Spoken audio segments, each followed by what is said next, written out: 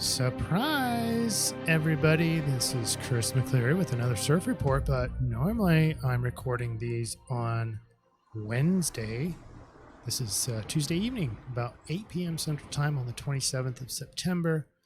And this report is titled Mental Pressure. It's going to be the last couple days of September 2022 and the first 5 days of October. And what do we have? Lots of astrological layouts that sort of point to mental pressure and conflict. Now, let me explain here. This is quite a bit different overlap slide that I have triangulation because I've included a couple of these key astrological layouts, alignments. First, in the red is right in the middle, the Grand Cross. And with the help of the moon, but it is a nice, sweet Grand Cross, making everything very pressurized and conflicted. It's like a astrological stop sign. And then we have the Grand Earth Trine. Remember, it was with Sun, Pluto, and Uranus over the North Node. Then the Sun point transitioned over to Venus and had that for about a week. And then now the Grand Earth Trine is with Mercury retrograde. So very mental. As you can see already, Gemini or Mercury, it's been a long day, mental pressure. Okay, Mercury has a lot to do with all these alignments. So first, he's on the Grand Cross. Then he's on the point of the Grand Earth Trine. He's in part of the Mars T-square. And, on and on and on with this astrology. It's nuts. All right. So the I-Ching says, hey, we need some endurance. And there's no change lines. So the influence, you see the I-Ching 32 has no change lines. So that means the solution is also endurance. And that really does match the last few weeks that we've had with determination and so on. And that matches Grand Cross. It's pressurized, hard to move forward. It's like a astrological stop sign. T-square on Mars, that sort of puts pressure on things, getting stuff done, or pressure to do stuff. You got the Grand Earth Trine. Luckily, that one's not hard on us. That represents easy energy, but it's Pluto, the destroyer and the rebuilder, and it's Uranus, the big change agent, the grenade in the sky. So, it sounds nice, Grand Earth Trine, but in reality, it's just change with pressure and conflict. It's a lot. What does the Dreambot say? The Dreambot, for those of you who are new, is in the green circle. So it also covers the Grand Cross, the T-square on Mars and Mercury. But it looks like war is on everybody's mind. Now, luckily, the word war is not in the Dreambot, but everything else pretty much is. So very mental. That matches with Mercury and war. We'll go through all of this. And for those of you who may or may not know, there's a solution at the end. So it's very practical steps. It's what behaviors to exhibit to maximize the energies afforded here. Okay. So stay tuned for that one, but that's towards the end. All right, let's go ahead and get started.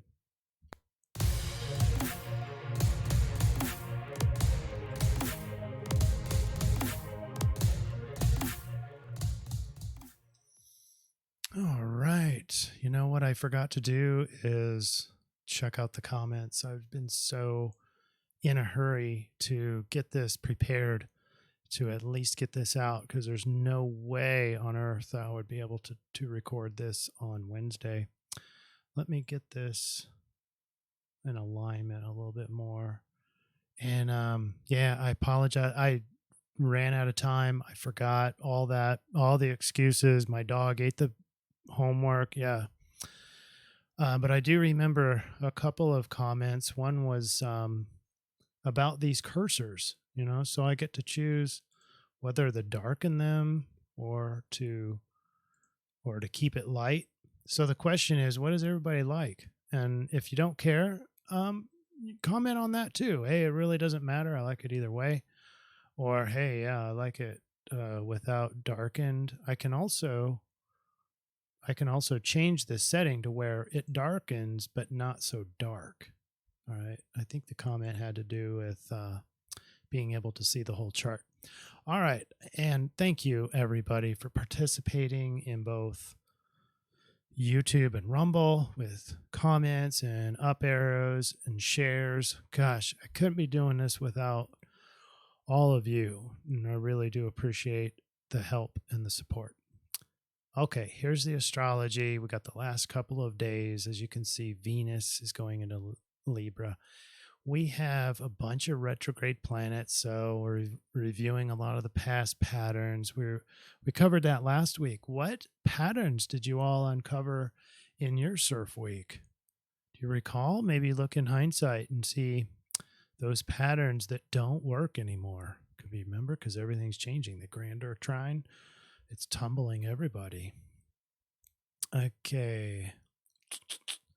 So a lot of the same alignments. This is going to be a lot of oppositions. So we're gonna cover all those. We have multiple T-squares, not just on Mars. And as we get into October, so we have a new fiscal year starting this line, this vertical line right here, where the cursor is, because that's October 1st. And our first retrograde planet to stop going retrograde will be Pluto. And that'll be around 7th or 8th, according to this chart. And then we have Saturn's going to end his retrograde around the 22nd, 23rd area. And then Mars, it looks like, will begin a retrograde towards the end of the month. Jupiter's going to retrograde back into Pisces from Aries. So a lot of happening there with the planets and signs. Let's see. I think that's about it. Oh, we do have the partial eclipse coming up on the 25th. So this is not in the overview chart because it has to do with the moon, and I leave the moon out because otherwise this would be extremely long chart. So let's go into Thursday, and I'll go back and forth so that you guys can get an idea for how dark it is and what you prefer. This is the way I normally do it. And then I'll take this filter off so that you can see the whole chart. But we have the grand Earth trine. That is, as indicated, Mercury retrograde, Pluto, and Uranus North Node. Now, Uranus North Node is getting a little further apart than what we're used to. So, but it's still future and future. I have changing the future. Remember that timeline run that we had quite a while ago that was commensurate with the spin of the Earth speeding up by like a millisecond or something. But the point is, it's changing timeline. It's changing the future. Then we have T-square on Mars. That's with Mercury and Jupiter. I'm sorry. Nope. That's Neptune. And then look, we have Saturn with the moon and Uranus. That's another T-square. So a T-square on Mars and a T-square on Saturn. Saturn has been in retrograde in Aquarius. So it's probably bringing up old, I don't know, ancient messages from the last time Saturn was in Aquarius. Should have looked that up, but just thought of it, so couldn't. So anyway, there is an important point about Mercury because it has to do with T-square. And when the moon gets a little bit further out here, you're going to see a grand cross. So Mercury will be part of that. Then Mercury has a very important opposition with Neptune. So it's mixing rational logic and communication with tricky escapism and having to balance all that out. So you're going to see both. That makes it very difficult in particular for Mercury, because Neptune can be trapping you in the mind, in fantasy. All right, so let me take this filter off, and here's what it looks like without it. Here's the whole chart, and that is Thursday the 29th. All right, then we have, I just wanted to note, if I haven't mentioned this already, the Grand Earth Trine is there all week. All right, filter back on. We have that T-square still. We have a more robust Grand Earth Trine with some other trines. So slightly easier energy as we progress into the last day of the fiscal year, September 30th. Some people have some guesses on financial problems or something like that. And that sort of makes sense. If you've got Venus in Libra, Venus is home to Libra, rules Libra, and oppose Jupiter. So oppose the higher level living, expansiveness, the wisdom of Jupiter, optimism. Both of these represent finance. Venus being more of, your daily bills, and Jupiter being more of wealth creation.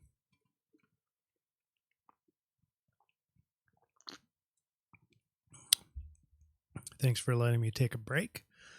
Short break. And we've got Saturn and Uranus with only about 40 minutes apart. So getting very tight. And this is one we've been toiling with for, so freaking long. And I believe they won't actually make it to an exact position before Saturn starts to go direct again. And so then they're going to widen back out. And I think that'll be it for a while. This will linger throughout the rest of the year, though. So it'll get a little bit tighter than this, and then we'll disembark. Oops, let's do this. Does this help, everybody? Do you like it better like this or no? All right, we have the new fiscal year. Welcome to October 2022, and it's Saturday, the 1st of October, and we've got a Grand Cross. We have all the characteristics. We have a very tight opposition with Mercury and Neptune, already mentioned. We have an opposition with the Moon and Mars. And so that makes it 90 degrees across all those four, making a big Grand Cross. And it's pressure, and it's conflicted energy. It's halted energy, produces a lot more pressure and focus, makes things harder to get done. And it involves Mercury again. We also have the Grand Earth Trine still, but it's transformation and change into the future of mind. Mind, by the way, is the builder. And I just remembered I forgot to show you the Dreambot. So we'll go back and cover that as well. But let's see, where was I? Mercury is representative of the mind. And mind, according to Edgar Cayce, is the builder, meaning that everything we do, everything we emote, the reality that we create is all built by a thought first. And that's Mercury. So Mercury has the pleasure of being involved in all these different alignments: the Grand Cross, the Grand Earth Trine, the T-square, and the part of that is the opposition to Neptune. So mind is all over the place. And the importance of, one more thing with this Grand Cross, Mercury being the builder, you can choose to focus your attention. That's a very important point we're going to be getting into. So you can choose to see the pressure and conflict, or you can choose to see this magnificent transformation, easy change that's happening in the Grand Earth Trine. And it also can easily slide into fantasy and escapism. So there's a vast amount of things of reality that you're creating with your Mercury, or with your mind, with thoughts. So, in thoughts, you can choose, if you're conscious and aware, you can choose to attend to certain things. So there. Darken it again. We have a double T-square. This one's on the moon.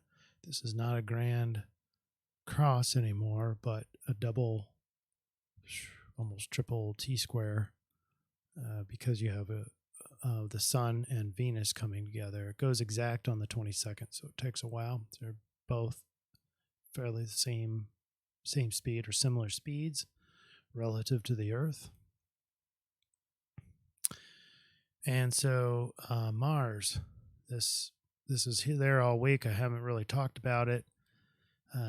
Same thing we've been seeing for a long time now, is this pressure to get stuff done. But the ability to overwork yourself is a very strong possibility here.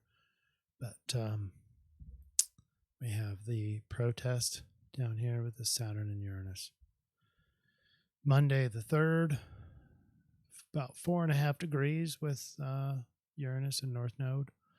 So getting a little looser, getting away, but still in a conjunction, and still Uranus still affecting the future. Let me take another sip, please.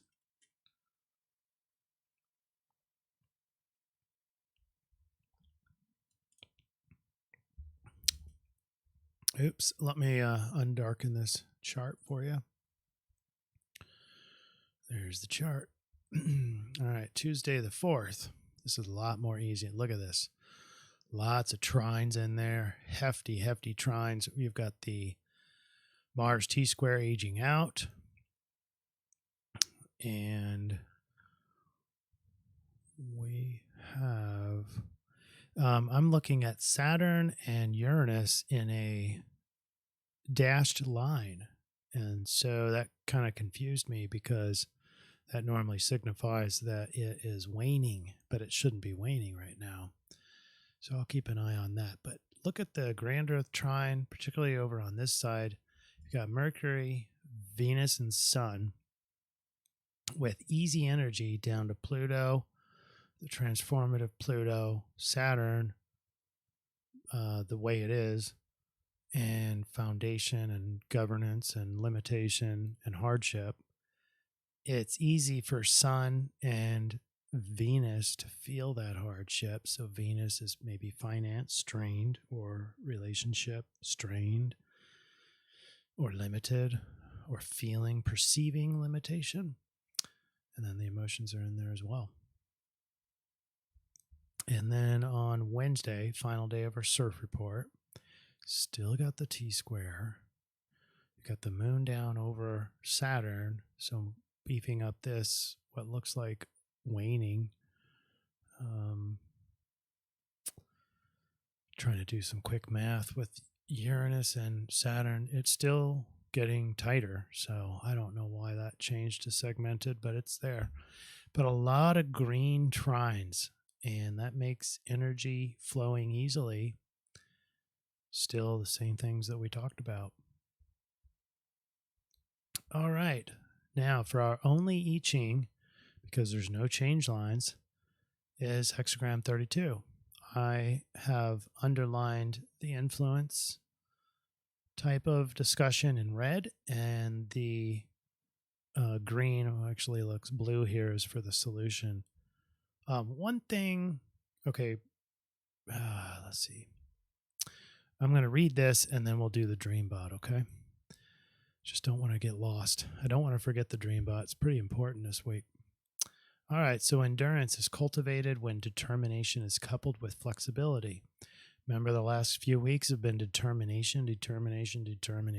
Well, we got determination now with flexibility, and that is all Mercury. Mercury's very adaptable. Two trees growing near each other bend and adapt to enhance each other's survival. True endurance is not based on rigidity, because endurance implies flexibility, not being locked in position. Duration unchanging can show that the situation you are inquiring about is a lasting one. Okay, so now let's read it back with the blue underlying, and this is for the solution. In other words, this is more of how to behave according to the I-Ching. Only by adapting to change can we stay in the race, and only by deepening our sense of purpose can we call forth the strength to win it. Continuity is achieved through movement, not by keeping still. That's a big one. Don't be still this weekend. Don't be sedentary. Be actively changing, but stay strongly connected to your roots, your deepest thoughts and feelings.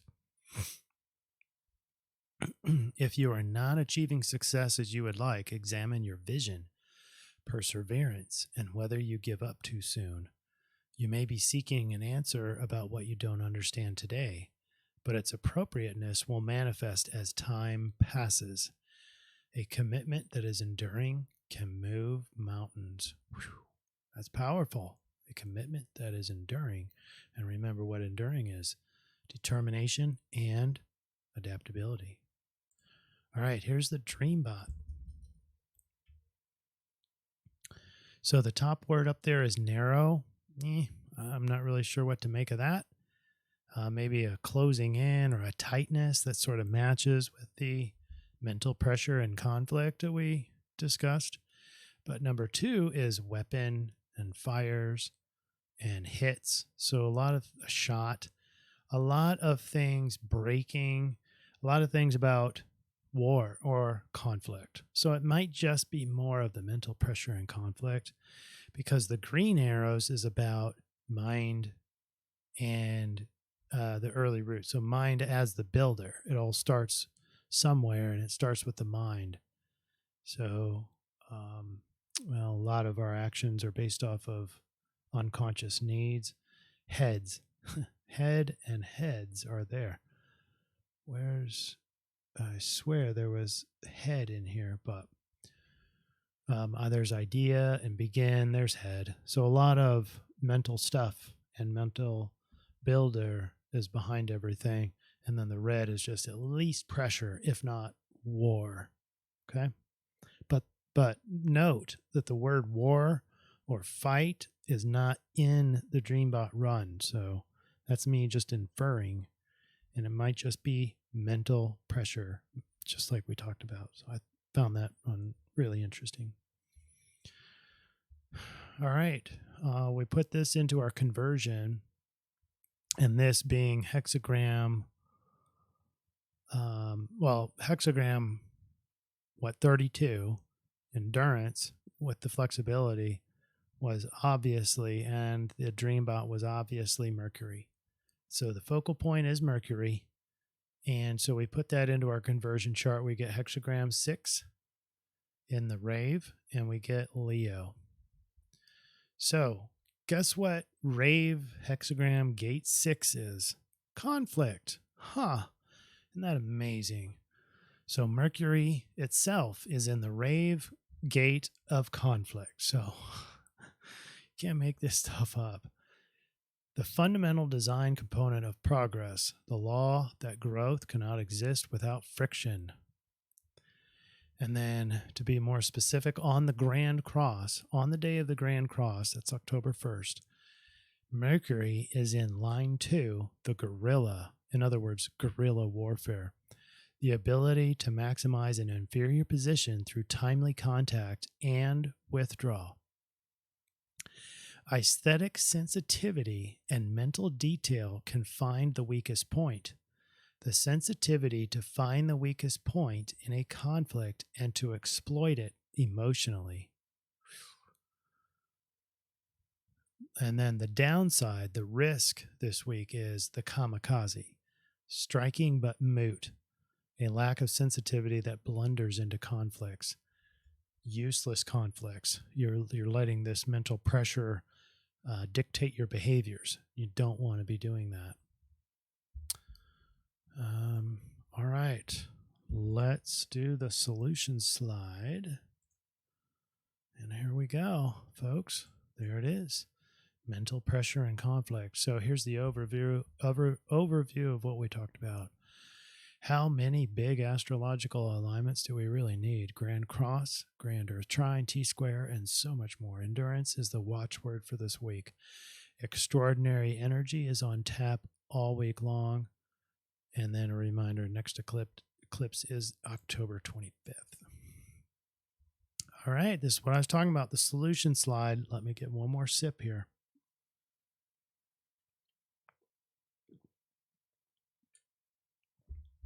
All right. The I-Ching is unchanging, so its endurance, again, is the solution, grit and determination, but add in flexibility to add to your endurance. Then the rave was conflict and guerrilla and the ability to maximize an inferior position through timely contact. And sidereal is Leo. These have the full continuum of conflict, Leo and the rave. And then, of course, the I-Ching matches. So it's a really tight overlap here. A glorious week of chaotic mega energies will require your creative endurance. Creative is a term that I took from Leo, very creative. And some other important things for this week, by the way. The determination we required in past weeks continues this week, but remember to also jink and jive with maximum adaptability. This week requires grit, especially given the rave's guerrilla conflict due to a potentially inferior position. Fortunately, we've been given the best of both worlds should we find ourselves in a guerrilla conflict or something of the sort. The rave favors timely withdrawal if it's in an inferior position, while the Leo solution allows for dominating the situation in an impulsive and authoritarian manner. Quick strikes for the Leo and dominating. Listen, but we'd have to listen. So which one is right? Withdraw or dominate? You have to listen to either your inner authority if you're into human design, and I fully advocate. You can get those free online. Just look up human design reading, put your data in there, and it'll tell you what your inner authority is. You take that inner authority, go to YouTube or Rumble, and do a search for that inner authority, and it'll teach you how to honor this inner authority. Or you can use intuition. A lot of you are very, very intuitive. Remember that intuition is a spur of the moment. It's not predictive. It knows from a feeling in the belly area, in the solar plexus or the sacral. Or you can use a higher power, whatever your higher power is, or higher self, for real-time advice on which fight or flight method to enact. Don't automatically assume your typical response for tricky or conflicted situations. The goal this week is right action. And with the chess pieces moving so frequently and so confusing and so contradictory, it's best to use one of those methods instead of mental aptitude. Yes, you can use pros and cons, but typically you'll just get caught in another mental conflict. You've got to be paying attention to your intuition or your inner authority or your higher power. It's going to be a felt sense, and you're going to know what the right action is. It's not pre-planned.